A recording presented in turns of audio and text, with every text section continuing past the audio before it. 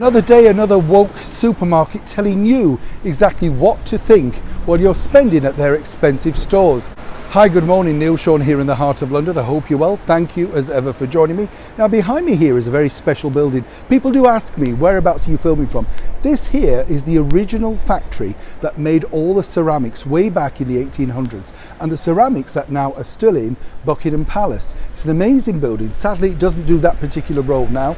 Not sure how big ceramics are, but the building itself is a wonderful piece of architecture, full terracotta, and I believe now are partly flats and are partly office spaces. But as ever, back to your political news story today.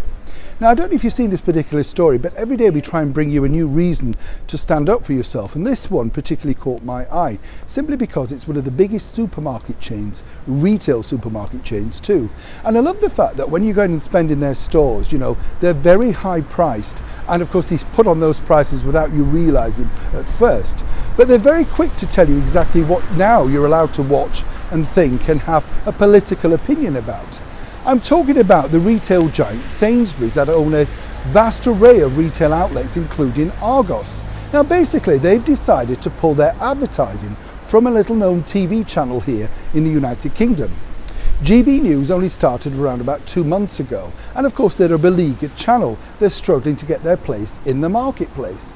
Now they rely on advertising, of course, to pay not just their staff but presenters too. I have to tell you right here and now, I'm nothing to do with GB News, but Sainsbury's made this big splash about how they didn't like exactly the sort of reports they were doing.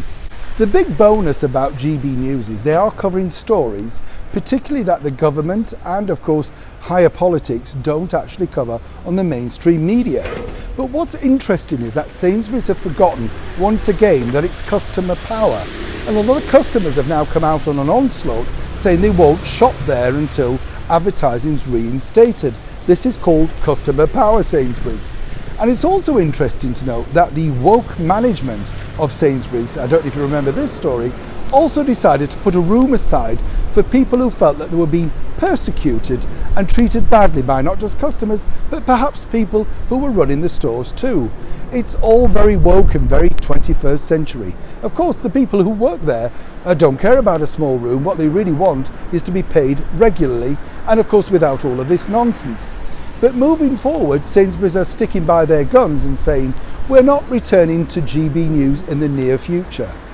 Now it all remains to be seen if customers will return to Sainsbury's in the near future after telling their once customers exactly what they should be thinking. Neil Sean in the very heart of London.